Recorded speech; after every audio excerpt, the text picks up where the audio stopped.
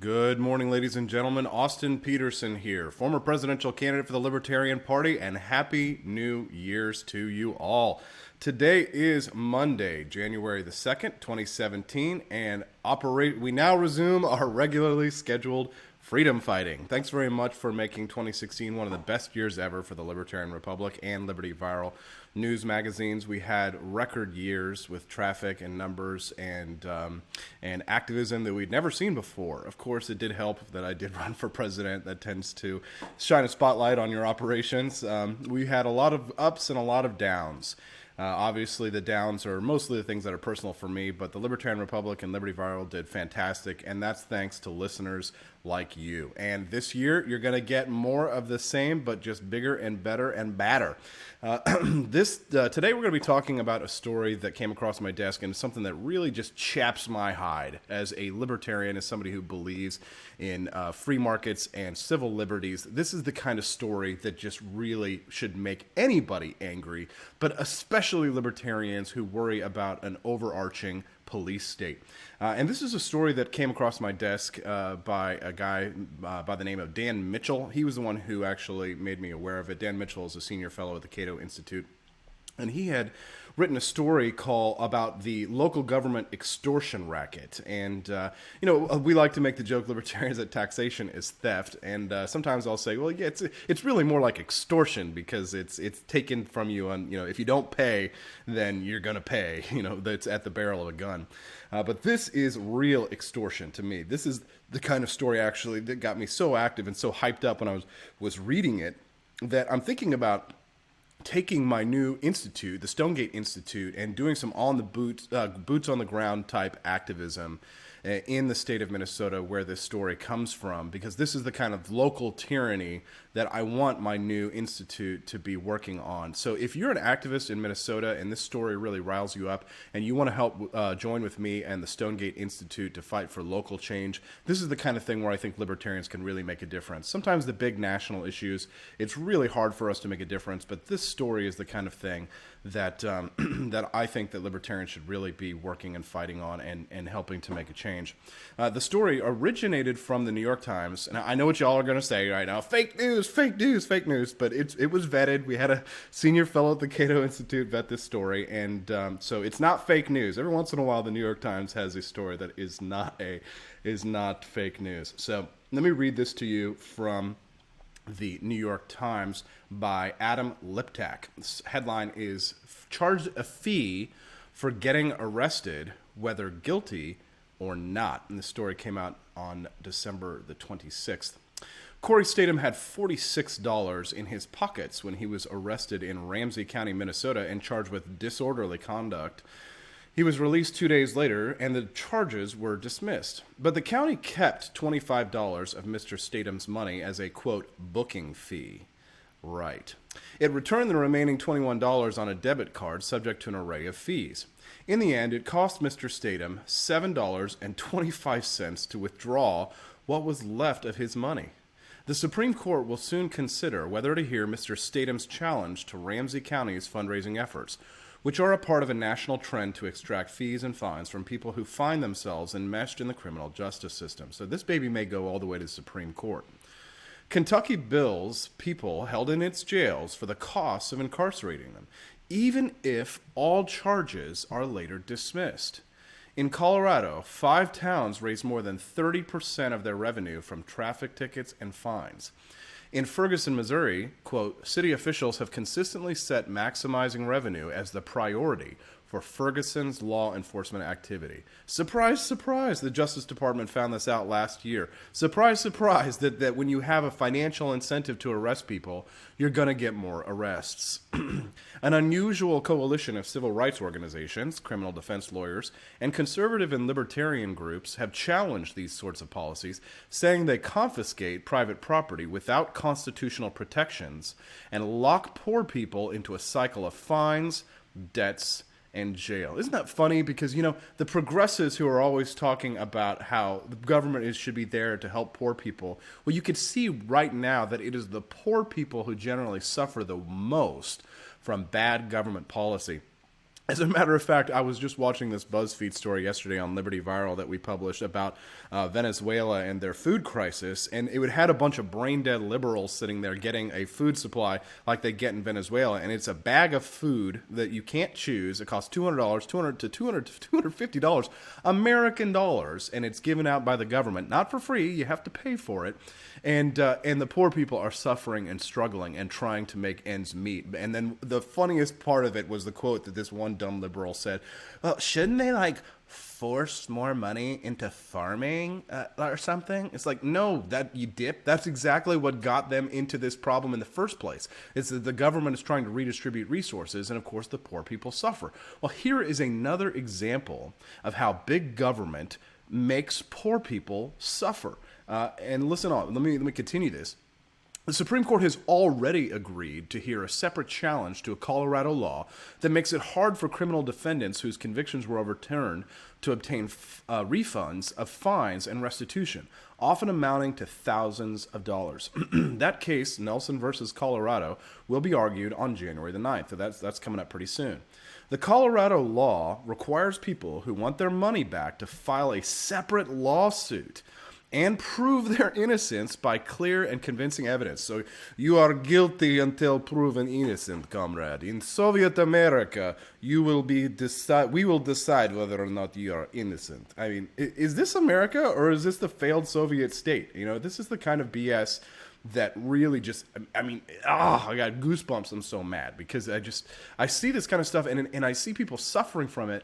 And, I get the emotional reaction to it, but it's like, why can't people learn that big government is just not the solution to our problems? And here is a perfect example of how government is literally locking people up and charging them for the fun. Oh, well, you get the pleasure of paying for your own incarceration, even if you're innocent. Isn't that lovely? I mean, isn't there some kind of constitutional protection against something like that? I guess we're going to find out when the Supreme Court hears the first case, the Colorado case, on January 9th.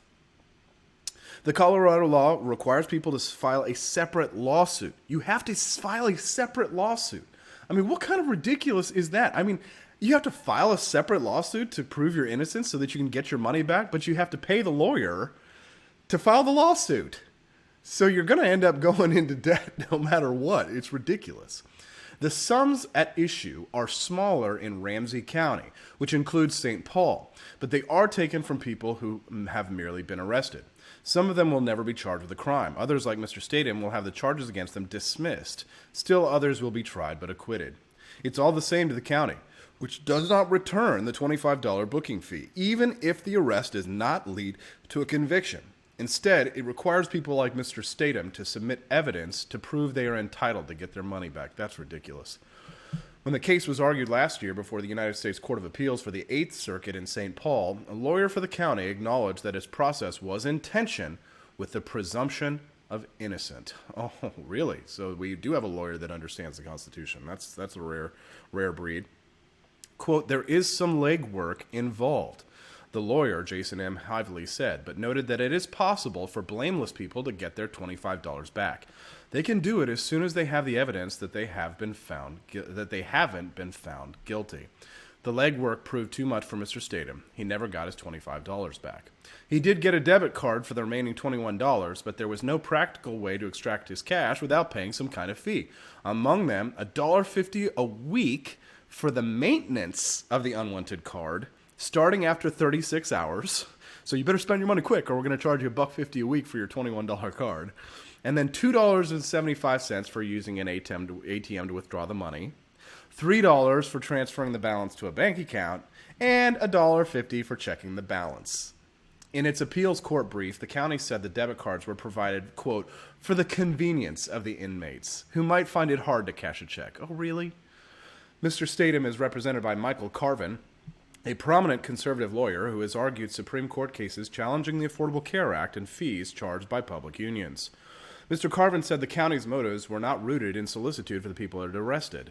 Quote, revenue-starved local governments are increasingly turning toward fees like Ramsey County's in order to bridge their budgetary gaps, he wrote in a Supreme Court brief. But the unilateral decision of a single police officer cannot possibly justify summarily confiscating money. Hell yes. Way to go. Quote, providing a profit motive to make arrests, he said, gives officers an incentive to make improper arrests. Give this guy a road. Give this man a road. Ramsey County did not bother to submit a response in the Supreme Court. We have not filed a brief in opposition to the petition, nor do we plan to, Mr. Hively said in a December 8th email. The county, he said, would take its chances before the justices without presenting its side of the story. Oh, well. 6 days later, the Supreme Court ordered the county to file a brief in the case, Nicholson versus County of Ramsey. It's due January 13th. And you better believe that Joe Trotter and myself and the Stonegate Institute is going to make sure that that county files that brief. And we're going to look for it. January 13th, we want to make sure that that county files a brief because that is extremely important. Through his lawyers, Mr. Statham declined a request for an interview. He lost in the lower courts, which said his right to due process had not been violated by the $25 booking charge or the debit card fees, which were both, the trial judge said, relatively modest. Yeah, I'm sure that the judge would say it's relatively modest because he earns a very nice living at the taxpayer's expense. So $25 to him is nothing. But to Mr. Statham, it might be a lot of money, and especially when he gets a $21 gift card that essentially charges him for a week just to maintain the balance, and then he has to pay $5 here, $2 there. So he essentially gets nothing back. It is true that $25 is not a lot of money, unless you are poor. It represents almost half a day's work at the federal minimum wage. A federal judge who wrote in a dissent on another case in booking fees, and it is nearly the average amount the government allots to help feed an adult for a week under the federal food stamp program. In its appeals court brief, the county took a different view of the economic imperatives. Municipal services, the brief said, come at a cost. What? So incarcerating you, even though you've been declared innocent, that comes at a cost. It should come out of your pockets, actually, ladies and gentlemen. If you have a wrongful arrest, maybe they ought to take it out of the pockets of the people who wrongfully arrested you. And that's it for today's morning podcast. But don't worry, you're going to get another one later tonight. The video live streams will be recurring starting tonight at 8 p.m. Central Time. That's 8 p.m. Central Time, and it's not going to be on Facebook, ladies and gentlemen. I'm over on YouTube these days for my video live streams. So if you're not a follower of my YouTube page, you can find it at youtube.com/AuggieP. That's me, AUGGYP. That's the nickname my mama gave me. Augustine is where the name Austin came from, and I'm Augie P. Are you guys glad to have me back? Are you looking forward to having some fun this year and fighting for liberty together and kicking some buttons and taking names? I'm ready. I'm really excited. I'm fired up. So don't forget tonight, 8 p.m. on YouTube. You guys can catch me. I'll put an event up on my public page so that you guys can RSVP to it. Also, I got to give a big shout out to all my friends and fans who made 2016 such a fantastic year. It's because of you that I was able to have such a successful presidential campaign. Just to get personal here for a moment, running for president is the kind of thing, it changes your life. You'll never be the same again. And I know for a fact that I'm completely different than I was a year ago. And I do feel like I've learned a lot of lessons. And I feel like I'm more humble in certain ways. Like I've realized some of the depths of my limitations. And I feel like I do need to work on a lot of things. And that's one of the important things I think about when you look back is you say, hey, these are some things that I can definitely improve on. But I definitely feel like I showed a lot of my strengths as well. And I'm really excited that I'm going to be able to use my talents, use my strengths, use my networks to grow the liberty movement and grow the liberty message.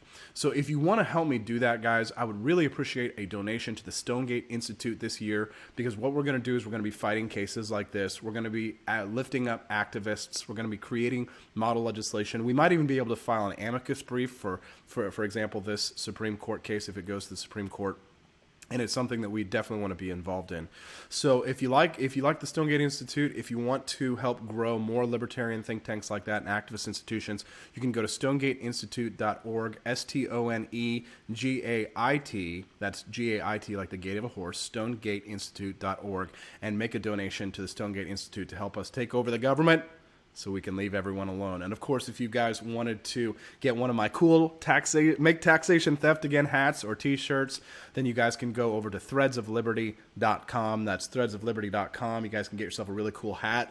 Make Taxation Theft Again. We can blend in with the Trumpistas, and they'll never know.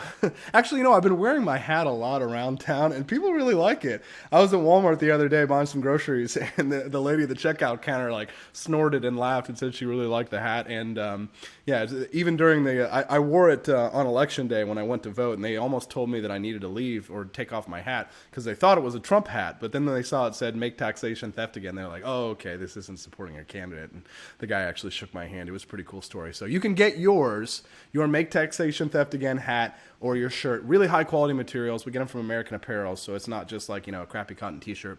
It's a really nice quality soft shirt, and you can get it at threadsofliberty.com. So that's all my plugs.